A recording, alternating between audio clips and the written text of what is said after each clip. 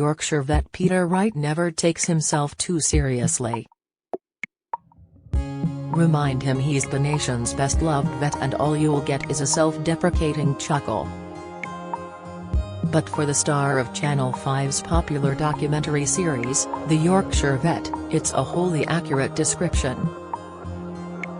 And it's a title Peter never envisaged inheriting from his mentor, the original Yorkshire vet and best-selling author James Herriot. Ask Peter for the best piece of advice the all creatures great and small author ever gave him and he replies, "That's easy." Not long after I'd started at the practice, I'd been treating a cat and it had died. He noticed I was looking glum and after I told him what had happened, he said, "Peter, in our world you can only do your best. You must never do anything less than your best, but if you've done that, you can never reproach yourself." That stuck with me.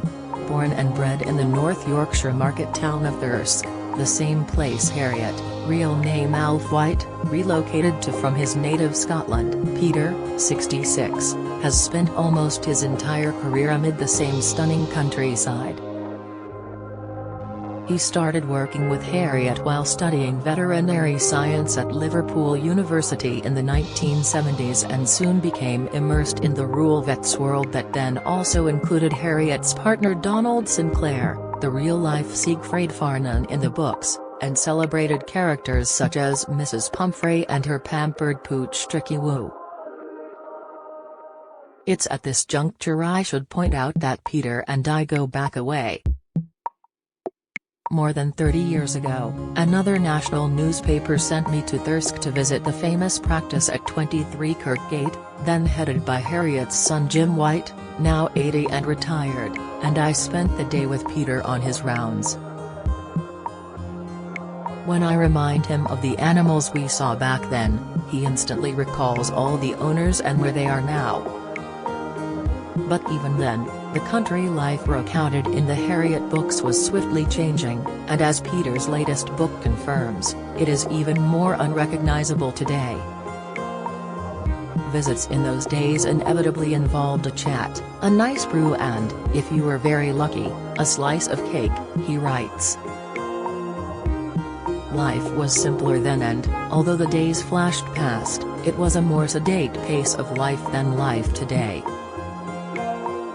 There would be around 15 to 20 visits a day on the busiest days, so even if cake was only provided on a third of those, it was still easy to expand your waistline.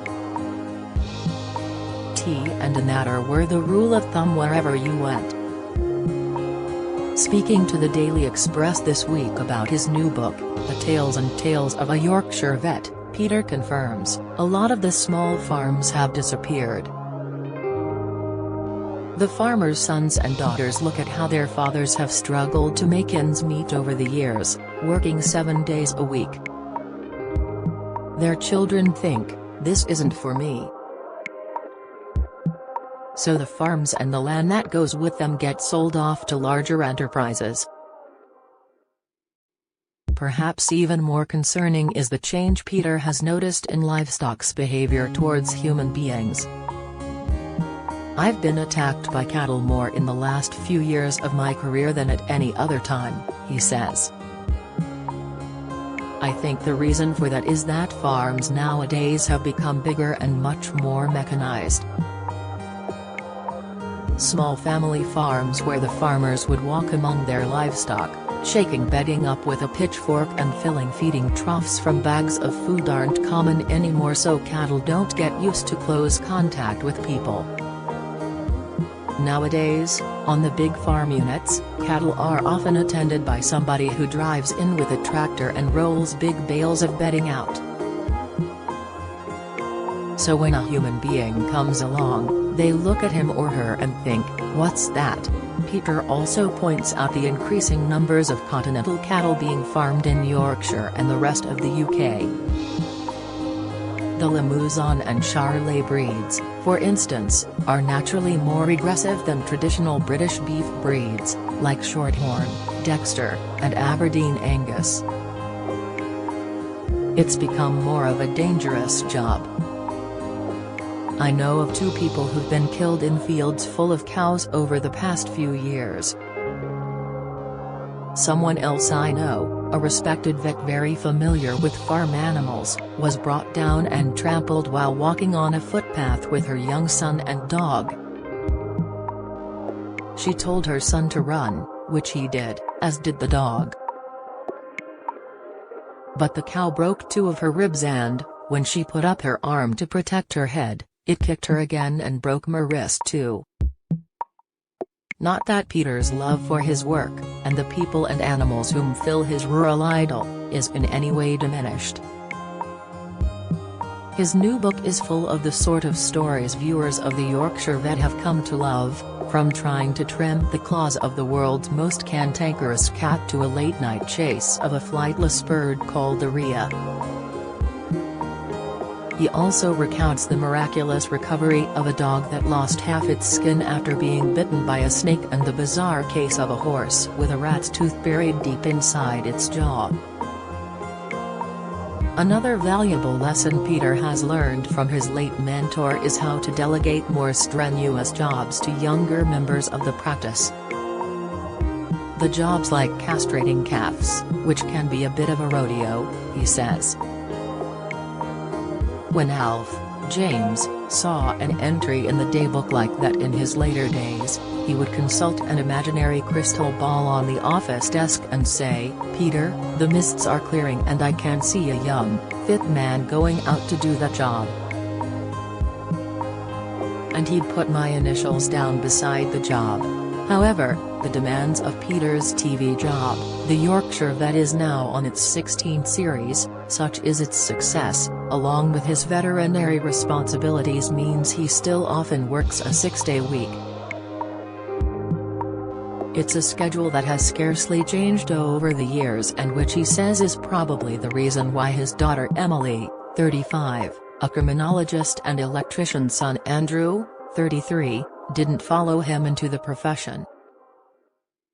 In June, he will embark on a grueling coast-to-coast cycle ride between Morecambe in Lancashire and Briblington in East Riding to help raise money for the hospice project.